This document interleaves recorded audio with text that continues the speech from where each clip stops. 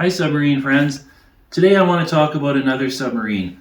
This is a K250 built from plans. It was actually built in Olds, Alberta by a City of Calgary police officer named Dale Heinzig.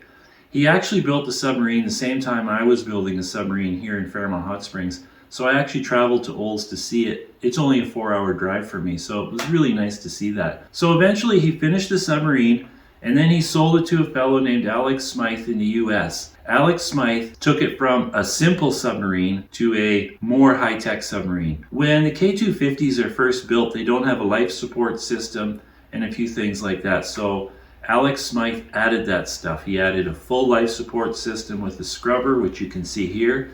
He's added communication system, the same system that's in the R300. As well as he's added some side ballast tanks, which you can see right here in the picture. Also, he's moved the oxygen supply to the exterior of the submarine. You can see that down on the side here in the white tube. And in front of that white tube, there's some orange trawl floats. And the purpose of those floats is to adjust the buoyancy of the submarine. Now, the main thing that Alec did is he converted it from a one-man sub to a two-man sub. So he removed a variable ballast tank, so he operates the sub with only main ballast tanks. This allows room for a passenger to lay on the floor in between the legs of the pilot. You have to be good friends. So Alex Smythe has moved on to another submarine that he built, which we'll cover later. So he sold the submarine to Douglas Suhr in Oil City, Pennsylvania. Now Douglas has taken the submarine completely apart for a refit, and I think he's going to make a few minor modifications to it, just to personalize it, I'm sure, because this submarine is like the Swiss Army knife of submarines. It's just fantastic. So here's a picture of the submarine with Douglas, the owner, and this is taken in Esmeralda, Florida, where Douglas has a house as well, and that's where they actually use the submarine mostly, I believe. So the submarine is quite puny. The hull is only 4 feet long. That's the pressure hull where the pilot and the passenger sit. It's 3 feet in diameter, it's 5 feet overall height, and it's 12 feet long. So that's a pretty tight submarine. But it's fantastic because you can get it into small places and it's maneuverable and all that good stuff. The sub weighs 3,000 pounds. It's actually the same weight as this sub. So that makes it really nice to transport. As I mentioned, it has communications, it has a sonar system, and it also has a full life support system. So here's a nice picture of the submarine in the water with the lights on at night. That's a really nice shot. It shows how good the lighting is on this sub. So when you look at the side of the submarine, you'll see a vertical thruster.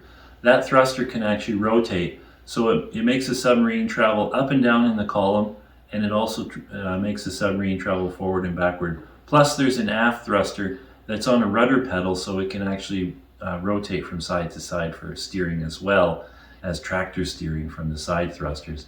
Now you'll notice that there's these two boxy tanks. Well, you can only see one. So you'll notice there's a boxy tank around that side thruster. That's an additional ballast tank that Alex Smythe added. These K submarines use a forward and aft ballast tank. That half teardrop in the front and back, that's basically an upside down cup. It's an air pocket that keeps the submarine on the surface. So you release that air and then the submarine submerges.